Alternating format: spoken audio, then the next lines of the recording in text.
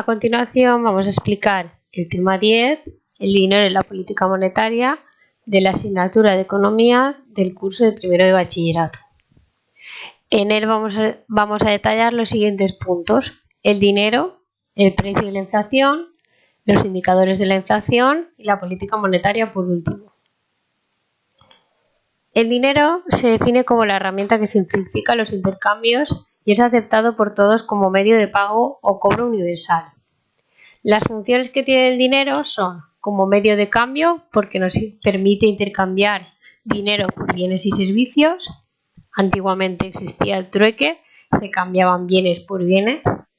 Unidad de cuenta común, porque nos permite valorar los bienes y comparar el valor de diferentes bienes. Como depósito de valor, también porque nos permite ahorrar, renunciar a gastar un dinero en el momento actual para en un futuro poder obtener una rentabilidad.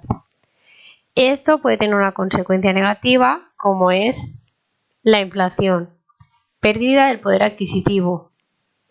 Si tiene lugar una subida de los precios, esta persona que está renunciando a gastar un dinero en este momento, en un futuro va a poder gastar este dinero, pero no va a poder obtener la misma cantidad de bienes. Va a ser más caro. Entonces pierde el poder adquisitivo, pierde una parte del poder adquisitivo. En cuanto a los tipos de dinero, existe el dinero de curso legal, que son billetes y monedas en circulación, el dinero bancario, que son los depósitos a la vista o de plazo fijo, y otros activos en manos del público, como son los bonos públicos. Debemos hablar también sobre los agregados monetarios. Los agregados monetarios son, como vemos en la imagen, los siguientes: M1, que son los billetes y monedas y los depósitos a la vista; M2, que son los depósitos de ahorro; M3, depósitos a plazo; y otros activos líquidos en manos del público. La suma de todos representa la oferta monetaria y es la referencia que toma el Banco Central Europeo a la hora de tomar decisiones en el conjunto de una economía. Hemos de hablar también sobre el tipo de interés.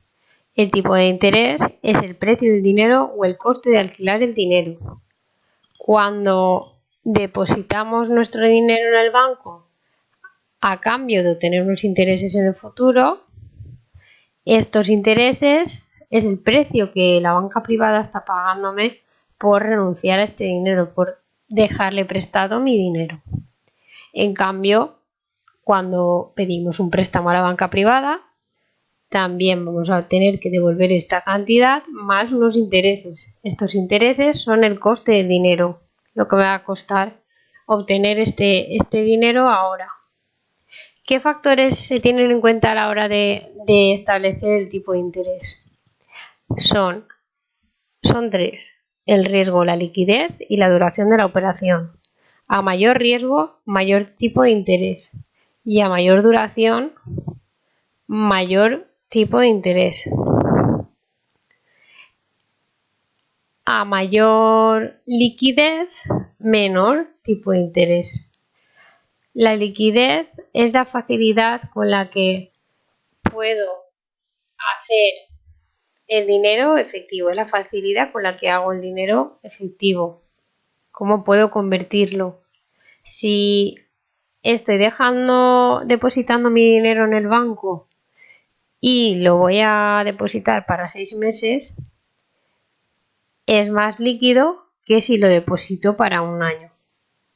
Cuanto más fácil me sea convertir este dinero en efectivo, más líquido será este dinero. Hay que diferenciar entre solvencia y liquidez. Una persona puede ser solvente pero no tener liquidez, y al contrario igual. Una persona que tiene todo su dinero depositado a plazo fijo, que no tiene dinero efectivo, es una persona solvente pero sin liquidez. En cambio, una persona que tiene mucha deuda, muchos préstamos y tiene mucho dinero líquido, mucho dinero efectivo porque ha pedido estos préstamos, es una persona sin solvencia con mucha liquidez. Esa es la diferencia. No hay que confundir el precio del dinero con el precio oficial del dinero. El precio del dinero es el precio que pagan las personas y las empresas a la banca privada a cambio de un préstamo. Y el precio oficial del dinero es el precio que paga la banca privada, el Banco Central Europeo, por prestarle dinero. Antes de que la banca privada nos preste dinero a las familias y a las empresas, el Banco Central Europeo le ha prestado ese dinero a la banca privada. Y la diferencia entre el coste que tiene el dinero que recupera, el dinero que pide la banca privada al Banco Central Europeo, con el precio o el coste que estamos pagando en las familias y las empresas, es el beneficio que obtiene la banca privada. En el siguiente punto hablamos sobre los precios y la inflación. La inflación es el aumento continuo y generalizado de los precios en una economía. Hablamos de deflación, podemos hablar de deflación y de hiperinflación. Por ejemplo, en la economía de Japón existe deflación porque se produjo una burbuja inmobiliaria y las familias decidieron dejar de consumir para poder ahorrar. Esto produjo una disminución de la demanda de bienes y servicios y con ello una disminución de los precios, una disminución generalizada de los precios, con lo que se produjo un estancamiento de la economía. La hiperinflación, en cambio, la podemos ver en países como Venezuela, ya que se produce una subida descontrolada de los precios. Y en este país, por ejemplo, es un país que vive del petróleo, que se centra en una única actividad económica y que el resto de bienes y servicios los importa de otros países. Al sufrir una crisis en esta actividad, en el petróleo, el país decide protegerse imponiendo restricciones a las importaciones para proteger su economía.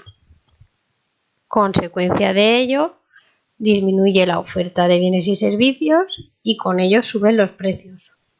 Esto es lo que sucedió en Venezuela. ¿De qué depende la inflación? La inflación depende de tres variables. De la inflación monetaria. Esta surge al aumentar la cantidad de dinero en circulación. Al haber más dinero, hay más consumo. Al haber más consumo, se produce un exceso de demanda y con ello una subida generalizada de los precios. Este exceso de demanda es lo mismo que sucede en la inflación de demanda, viene siendo lo mismo. Surge por un exceso de demanda, ya sea de las familias, de las empresas o del sector público. Por último, la inflación de costes. Se produce cuando hay un encarecimiento de ya sea los recursos naturales, el salario de los trabajadores o por el poder de mercado. También puede ser derivado de una variación del precio del dinero. Al subir el tipo de interés, suben los costes de los bienes de capital y las empresas se ven obligadas a subir los precios. ¿Consecuencias de la inflación? Se produce una pérdida del poder adquisitivo, como ya hemos comentado antes, y produce incertidumbre porque los precios son un indicador de la economía. El valor de la inflación de 2019 era del 1,21%. El objetivo que se marca el Banco Central Europeo es que lleguemos a tener una inflación del 2%. ¿Por qué el 2% y no el 0%? Porque si nos planteáramos el 0%, existiría riesgo de deflación. Además, que los precios crezcan un poquito puede ayudar a las empresas a ganar más dinero y eso anima a invertir y crear más puestos de trabajo. Por eso es interesante una inflación cercana, pero siempre por debajo del 2%. Para medir la inflación existen una serie de indicadores y entre ellos encontramos el índice de precios al consumo, el IPC, o lo que se conoce como la cesta de la compra. El IPC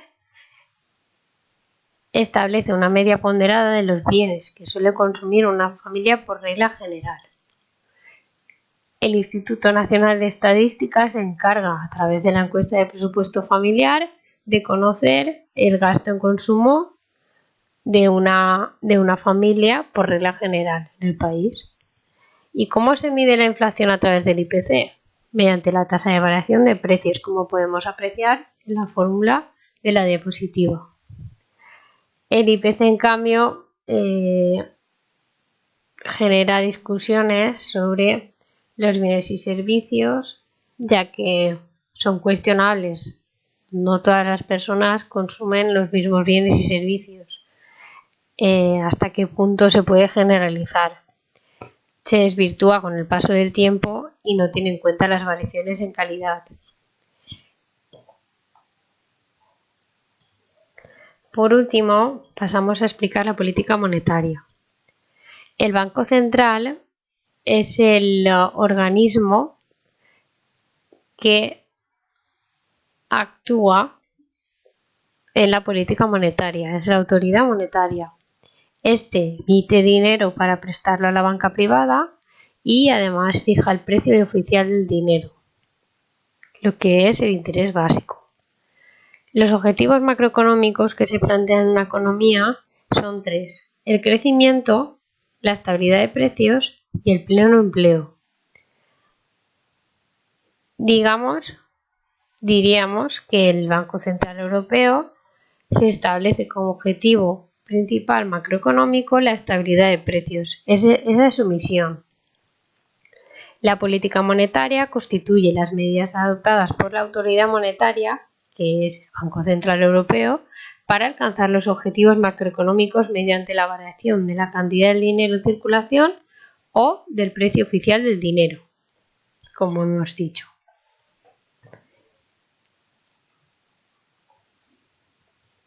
Vale, a continuación vamos a explicar qué políticas monetarias puede aplicar el Banco Central Europeo.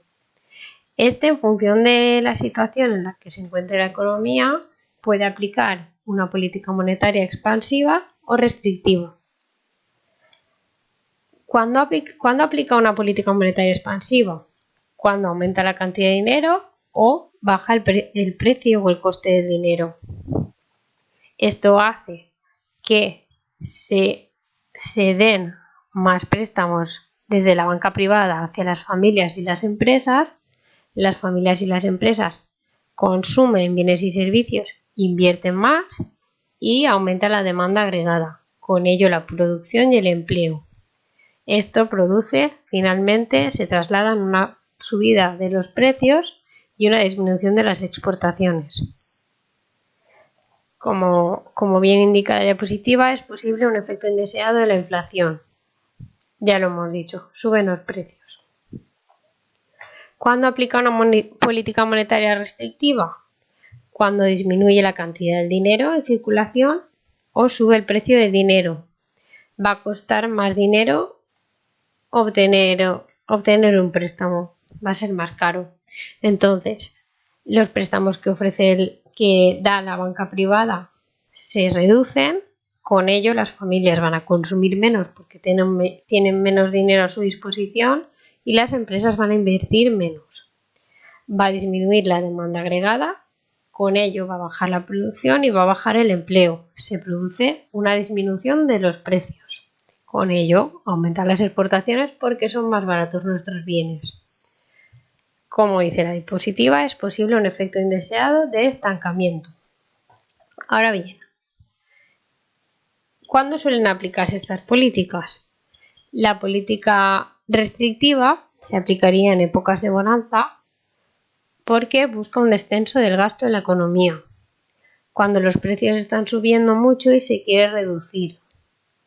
El coste es que es perjudicial para el crecimiento del PIB y del empleo porque vamos a reducirlos, es lo que pasa aquí abajo. En cambio, una política expansiva sirve para combatir crisis como la que estamos viviendo actualmente como consecuencia del coronavirus, para conseguir un mayor crecimiento económico y reducir el desempleo, porque vamos a tener mucho desempleo. El coste es una mayor inflación, van a subir los precios como consecuencia.